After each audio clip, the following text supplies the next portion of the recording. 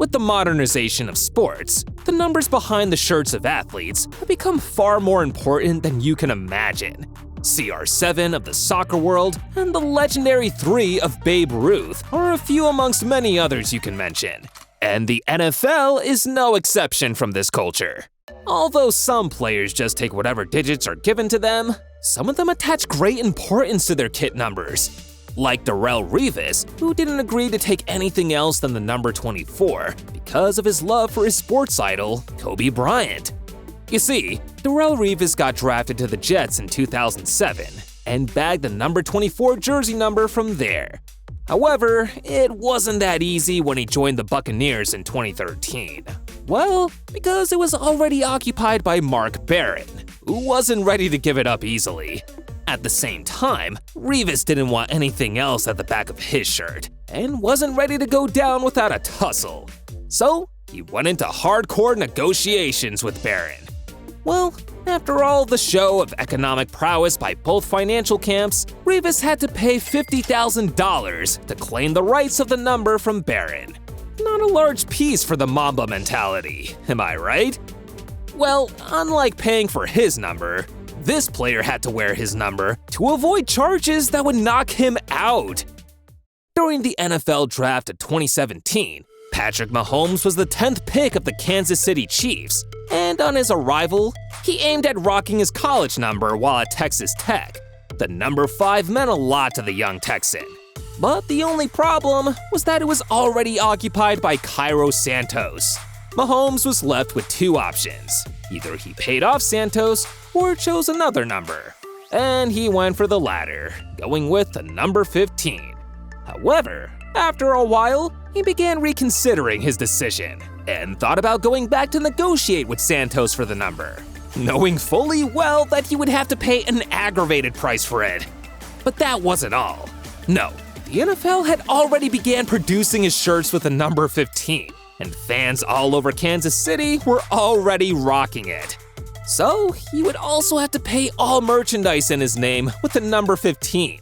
And I'm talking about hefty millions here. Well, Mahomes went for the option most individuals would, stuck with the number 15 and still balled like the superstar that he is. Another player who got stuck with his number was Tom Brady. And considering how big the TB12 franchise has become, it makes the whole tale quite unbelievable. Coming to the Patriots from the University of Michigan, Tom played with the number 10 shirt for the maize and blue side. But on getting drafted to the Patriots, Lee Johnson already owned the number, so according to him, he just took whatever number was on his locker. However, the number 12 has been a blessing for Brady, considering the amount of respect his name has put on the number, and reportedly generated over $20 million annually from his lifestyle brand, TB12. The story behind this next player's kit number is outright terrible. Lamar Jackson has become a superstar with the number 8 jersey. Well, that's because he isn't the only one on the field when he has it on. Lamar's father was his hero when he was younger, and he even introduced him to the gridiron. Unfortunately, when Lamar was 8, tragedy struck his household. His father died in a car accident, and that same day, he lost his grandmother. Lamar was devastated, and he began to use football as an escape from everything around him. By the time he got to high school, he was a complete star and wore the number 7 like his idol, Michael Vick. However, that wasn't the case when he played in the University of Louisville, cause Reggie Bonifant already repped that number, and Lamar had to go for something new. So, he picked the number 8 as a reminder of the people he loves the most. And that's why when Lamar Jackson's on the field, there are 3 people on the field. Damn, that was really sad. Well, this next player had his number chosen by God. Yes, God. When Russell Wilson was growing up, he completely idolized his father, Harrison. He raised his family in a very spiritual manner, taking young Russell to church every day to pray and learn from the Bible. At the same time, he trained Russ intensively to become one of the best sportsmen his generation would see, particularly playing baseball and football. Although Russ was quite gifted at baseball, he didn't really enjoy playing it, as his true passion was football. But he wanted to make his dad proud, so giving up baseball wasn't an option. He managed to balance both games and got really good at both. So good that at 16, an MLB team offered Russ $350,000 to join their side. But Russ turned it down and continued to play baseball just to play it safe. Eventually, in 2008, the Rockies drafted Russell to the MLB. But hours after that, he got a call from the hospital.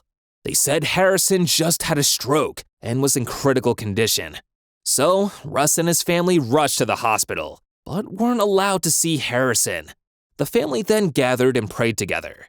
And all of a sudden, something told Russell to go and see his dad, regardless of the doctor's order. He went in and spoke to Harrison. And immediately once he told him that he had been drafted, his dad passed away. Russell Wilson then knew at that moment that it was time for something new. He had always done what his dad wanted, and now it was time to do him. He put all his focus in football while at the University of Wisconsin, and during the 2012 draft, he got picked by the Seahawks. When it was time to pick his number, he knew religion had to be part of it. So, he picked the number 3 to represent the Holy Trinity. So, every time he plays, it's him, God, and his dad rocking the gridiron. That is quite emotional. But Russ isn't the only player to have his dad as the reason for his number selection. Hardy Nickerson Jr. wore the exact number as his dad. Hardy Nickerson Sr. is a legend in the history of the Bengals. Dominating the NFL between the 90s and the 2000s, Sr. was a 5-time Pro Bowler, serving the Steelers, Buccaneers, Packers, and the Jaguars. Damn! With how much of a stellar career Sr. had, Nickerson Jr. held his dad as his role model and wanted to rock the gridiron just like him. So from his high school days, he owned the number 56 and never looked back. However, Jr. once revealed that he never owned the number 56 because of his father. It just stuck. I just grabbed it because it was a cool linebacker number. It was a coincidence that I ended up with the same number as my dad. Well, Nick, we know what you're doing here. You literally reverted to the number 56 at the Bay, after wearing the number 54 while at the Steelers. You can't fool us, man. We're familiar with your game. Well, with that being said, let's look at OBJ, who had 3 number options back in 2021. During his trade to the Rams from the Cleveland Browns, Odell Beckham Jr.'s negotiations had a bit of a tangle during the process. No, it wasn't a problem with the funding or salary agreements. It was with his jersey number. Since OBJ got drafted to the Giants in 2014, he had rocked the number 13 and held on to that number even during his days in Cleveland. Well, that wasn't going to be the case in Rams, as the number 13 shirt was already in custody of quarterback John Wolford, who was less likely to accept a trade. Odell was also offered the number 1, because it's a breakoff from the number 13, as in 1 in 3.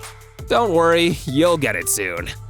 Well, Beckham could have taken the numero 1, which previously belonged to trade-bound Deshaun Jackson, but he opted for the number 3. This was because during his freshman year in high school, Odell wore the number 33. But when he progressed into a better player, he decided to change his kit number, taking off one of the 3s from his 33 and rep the number 3 all throughout high school, and even at LSU. So, this seemed like the perfect opportunity to bring back something he felt he had been missing. And well, he took it. And that's all we have for today. Don't forget to like and hit that subscribe button for more videos like this.